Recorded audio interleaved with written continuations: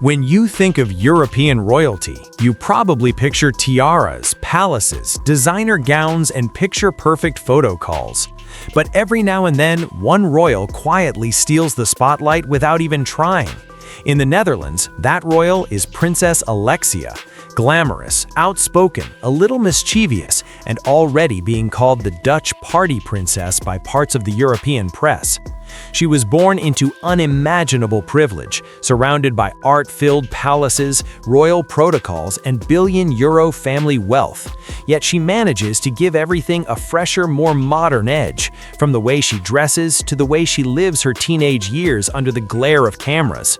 She doesn't even have a public Instagram account, but her outfits, school choices, and friendships are dissected across Europe like she's a celebrity. Today, we're taking a closer look inside the life of Princess Alexia of the Netherlands. Her position in the royal family, the fortune behind her lifestyle, the palaces she calls home, the school gossip, and the fashion moments that have already turned her into a style reference even before she's 20. Princess Alexia Juliana Marcella Laurentian was born on 26 June 2005 in The Hague. She's the middle daughter of King Willem-Alexander and Queen Maxima, and she holds the title Princess of the Netherlands, Princess of Orange-Nassau. Her older sister, Princess Catharina Amalia, is the Princess of Orange and heir apparent to the Dutch throne. That puts Alexia second in line, followed by the youngest sister, Princess Ariane. From the very beginning, Alexia's world has been defined by royal tradition and intense public interest. She was born at the Bronovo Hospital, raised in the forests of The Hague at Huis ten Bosch Palace, and has spent her life moving between heavily guarded royal estates and elite schools. Despite that, the Dutch court tries hard to give the three princesses as normal a childhood as is realistically possible for future queens and princesses. Her education reflects that balance of normality and privilege. Alexia started at Christian Gymnasium Zorgvliet in The Hague, a well-regarded grammar school where she attended classes alongside non-royal classmates. Then, in a move that grabbed international headlines, she went to Wales to study for the International Baccalaureate at WUC Atlantic College, that famously progressive boarding school known as hippie Hogwarts that many young aristocrats and royals have attended. The school emphasizes international understanding, diversity, and social engagement, and it let Alexia live outside the Dutch royal bubble for a while. At the same time, she's gradually stepping into more public royal duties. Like her sisters, she appears on King's Day, attends Prinsjesdag in The Hague, and takes part in official family photo calls and national celebrations. Behind the staged photos, she's said to love music, she plays piano and sings, and she's sporty with a particular passion for hockey and skiing. So the picture you get is of a very modern European princess, educated, multilingual, athletic, and very aware that the cameras are always nearby. To understand the scale of her lifestyle, you have to look at the family she belongs to, the House of Orange-Nassau, one of Europe's oldest and wealthiest dynasties. Her father, King Willem-Alexander, was born in 1967 and became king in 2013 when his mother, Queen Beatrix, abdicated.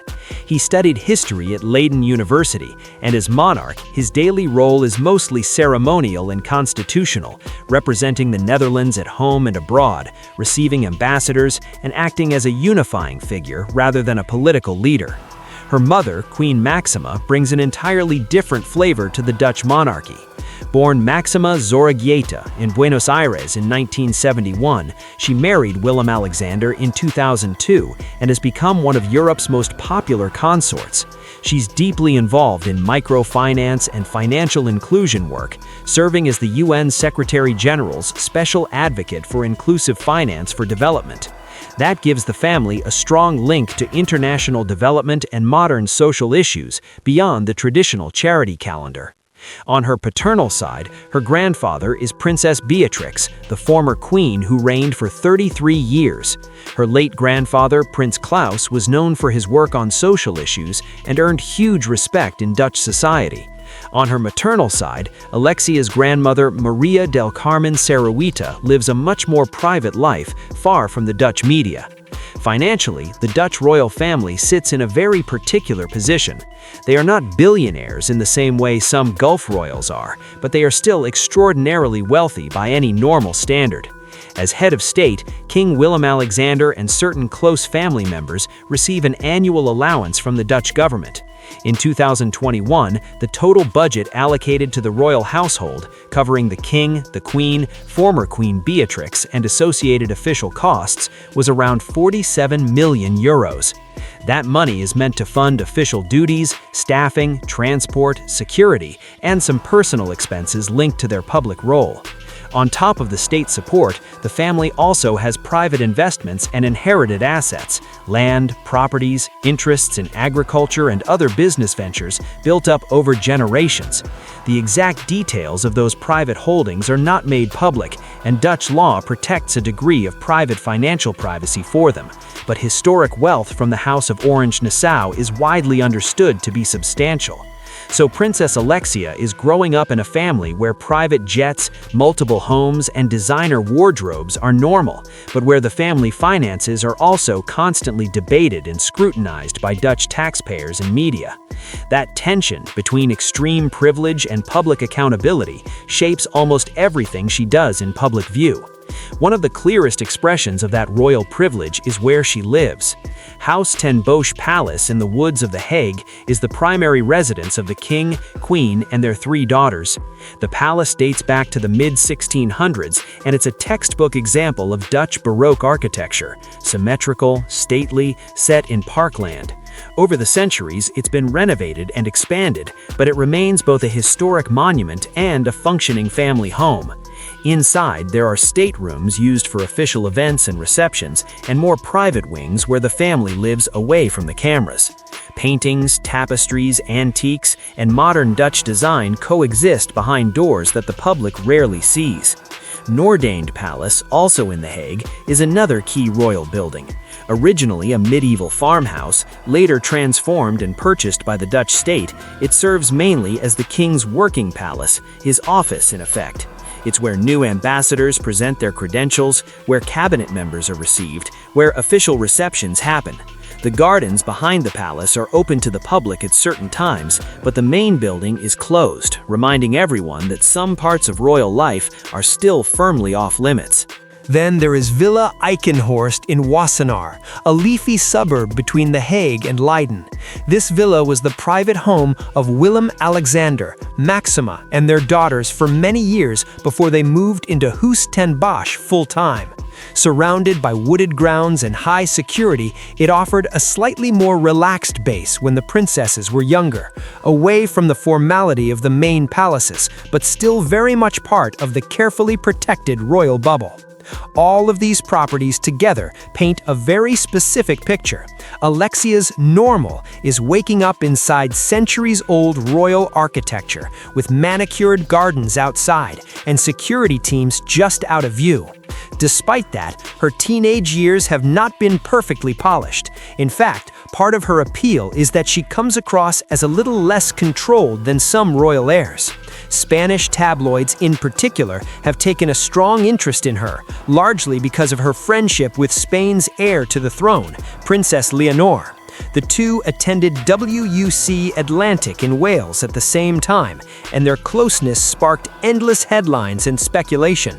Some Spanish outlets went so far as to claim that Alexia was a bad influence, alleging she skipped school, partied too much, and didn't always behave like a royal should. One recurring rumor even suggested Queen Letizia of Spain wanted some distance between Leonor and Alexia because of her wilder side. None of these sensational claims have ever been confirmed by the Dutch court, and The Hague stays strictly above that kind of gossip. Officially, the royal website describes Alexia as spirited, adventurous, and enthusiastic, a teenager with energy and personality, not a scandal magnet. And supporters are quick to point out that she has never been caught up in anything truly serious or dangerous. Most of the noise around her is about being outgoing, fun-loving, and occasionally bending the rules like many teenagers do. We saw that resilient, determined side of her very clearly in 2016. During the King's Games, a nationwide sports day for children held in honor of the King's birthday, Alexia took part even though she had a broken femur. She kept dancing and joining in, refusing to let the injury stop her. It became a small but memorable moment that showed a stubborn streak behind the glamorous photos. If there is one area where Alexia is already a fully formed royal star, it's fashion. From a young age, she has stood out at official events for her confident, sometimes daring looks. Where her sister Amalia often goes for classic, queen-in-training silhouettes, Alexia is more likely to push the boundaries, within reason, with bold colors, unusual accessories, or modern cuts. One of her most talked-about fashion moments came at her first solo engagement, when she wore a dramatic Oscar de la Renta gown borrowed from Queen Maxima's wardrobe. The dress, intricately cut, beautifully tailored, and priced in the high thousands, signaled that she was stepping into the next phase of royal life, and doing so in serious couture. She has also been seen in pieces from royal favorite Nathan, the Belgian house that dresses multiple European queens. Prinsjesdag 2023, the annual state opening of Parliament where royals appear in full formal wear, she chose a particularly striking dress that many royal watchers immediately called one of her best looks to date. The Sango design, elegant, structured, and clearly not cheap, paired with carefully chosen jewelry made her stand out, even in a sea of hats and gowns. She doesn't restrict herself to traditional princess pieces either. In another appearance, she walked out in metallic silver and rose-toned cowboy boots from Parisian brand Isabelle Marant, causing a mild fashion storm. It was an unexpected choice for a Dutch princess at an official photo call, but she pulled it off, blending youthful rebellion with royal poise. Her accessories are just as carefully curated. She has been spotted with bright blue gemstone rings and high-end earrings like the cool-look hibiscus design in white mother of pearl, a pair that retails for around $500. They're distinctive but still elegant, a good match for someone who has to look polished but doesn't want to seem old beyond her years. Then there's the jewelry box she's set to inherit access to. As a granddaughter of Queen Beatrix and future sister of the monarch, Alexia will eventually have the run of some Europe's most historic tiaras and heirloom pieces.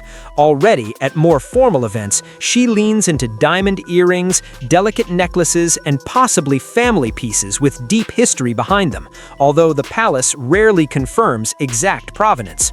Her jewelry style mixes that royal heritage with modernity, clean lines, subtle use of colored stones, and a readiness to wear contemporary designers alongside traditional diamonds. At big state occasions, she can go full princess mode with more elaborate sets. For day-to-day engagements, she pulls back to simpler studs, fine chains, and minimalist rings that wouldn't look out of place on any stylish young woman. Outside the fashion and luxury, there is also a quieter side to the royal family's life that Alexia is growing into: philanthropy and representation. The Dutch royals are heavily involved in patronages and charities, both at home and abroad. They support causes ranging from mental health and youth programs to culture, water management, and international development. While Alexia is still young, you can expect that in the coming years she'll be assigned her own set of patronages, reflecting her interests and the areas her parents want her to champion. That balance, appearing at glamorous galas in couture one day, visiting hospitals or community projects the next, is the modern royal job description. It's a life of privilege, but also of constant public exposure and expectation.